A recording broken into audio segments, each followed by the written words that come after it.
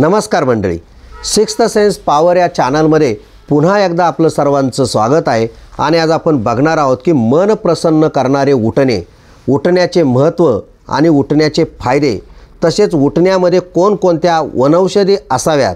Video शेवटपर्यंत पहा। तर मंडळी, सौंदर्याबरोबर मन मोहवून टाकणारा सुवास दरवळू लागला तर मन अगदी प्रसन्न होऊन जाते। सुगंधामुळे आपणास आनंद मिळतो, मन प्रफुल्लित होते, शांतपणे झोप लागते आणि वाईट विचार मनात डोकावत नाही। जुन्या स्मृतींना पुन्हा उजाळा येतो। हे सर्व काही सुगंधित वातावरणामुळे होते।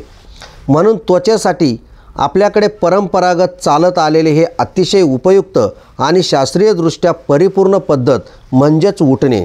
दुर्दैवाने या उठण्याची आठवण आपल्याला फक्त दिवाळीच्या वेळेसच येते। एक विधी म्हणून उठणे लावून अभ्यंग स्नान करायचे की झाले, म्हणजे उठणे कोणत्या स्वरूपात उपलब्ध असते या गोष्टीचा जेव्हा आपण अभ्यास केला तेव्हा असं जाणवते की हे उठणे फक्त काही वर्षातून एकदाच लावले पाहिजे असे नाही, तर उठण्यामध्ये काही केमिकल नसतात। आपल्या शरीराला याचा त्रास आणि अपायसुद्धा होत नाही। उठण्याचा फॉर्म्युला जेव्हा संशोधित केला तेव्हा त्वचेला आवश्यक कोणकोणत्या प्रक्रिया आणि त्यासाठी कोणकोणत्या वनौषधी घालतात हे कळते। त्वचेसाठी शीतलता देतील, रक्ताभिसरण वाढवतील, निर्जंतुकीकरण करतील, त्वचा नरम करतील, स्वच्छ करतील, त्वचेला तारुण्य प्रदान करतील, वजन कमी करतील अशा वनस्पती निवडल्या। आता उठण्यामध्ये ह्या वनौषधी आहेत म्हणजे चंदन, कचुरा सुगंधी, नागरमोथा, आंबे हळद, खस, बावची, गुलाब, संत्र्याचे साल आणि मुलतानी माती। या उठण्यातील चंदन, खस आणि गुलाब या शीतलता देणाऱ्या आणि दाह कमी करणाऱ्या वनौषधी आहेत। खसमुळे घाम येणे कमी होते, तर गुलाबामुळे कांती सतेज नितळ राहते। वरच्या स्तरातील मृत पेशी काढणे, घामाची दुर्गंधी कमी करणे हे कार्य करतात। गुलाब पाकळ्यांमध्ये जीवनसत्व ए आणि क तसेच काही एन्झाईम्स असतात, त्यामुळे त्वचेचे पोषण होते।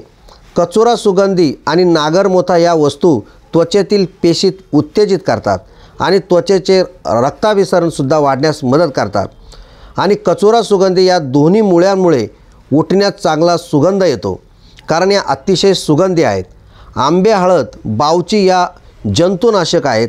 आंबे हळद त्वचा उजळते, तर बावचीमध्ये सोरालिन आणि आयसोरालिन ही द्रव्ये आहेत, ज्यामुळे त्वचेच्या अंतस्तरातील रंगोत्पादक कोशाणूंना उत्तेजन मिळते। संत्र्याची साल त्वचा स्वच्छ करणे, निर्जंतुक करणे, कंड कमी करणे आणि सूज कमी करणे ही कार्य करते, तसेच मऊपणा आणि टवटवीतपणा आणते। मुलतानी मातीमुळे त्वचेवर ताण निर्माण होतो, त्वचा स्वच्छ करणे आणि तेलकटपणा कमी करणे हे फायदे होतात। तर मंडळी, तुमच्या लक्षात आलं असेल का उठणं हे काही फक्त सणासुदीला किंवा दिवाळीतच वापरलं पाहिजे असं काही नसून मन प्रसन्न ठेवायचं असेल तर उठणं हे नेहमीसुद्धा त्याचा वापर केला तर काही हरकत नसते। त्यामुळे मन प्रसन्न तर राहतेच, शरीरसुद्धा किंवा त्वचासुद्धा चांगली राहते आणि आपलं आरोग्यसुद्धा चांगलं राहतं। तर मंडळी, तुम्हाला हा व्हिडिओ आवडला असेल तर नक्की लाईक करा आणि तुम्ही नवीन असाल तर सबस्क्राईब करा। धन्यवाद।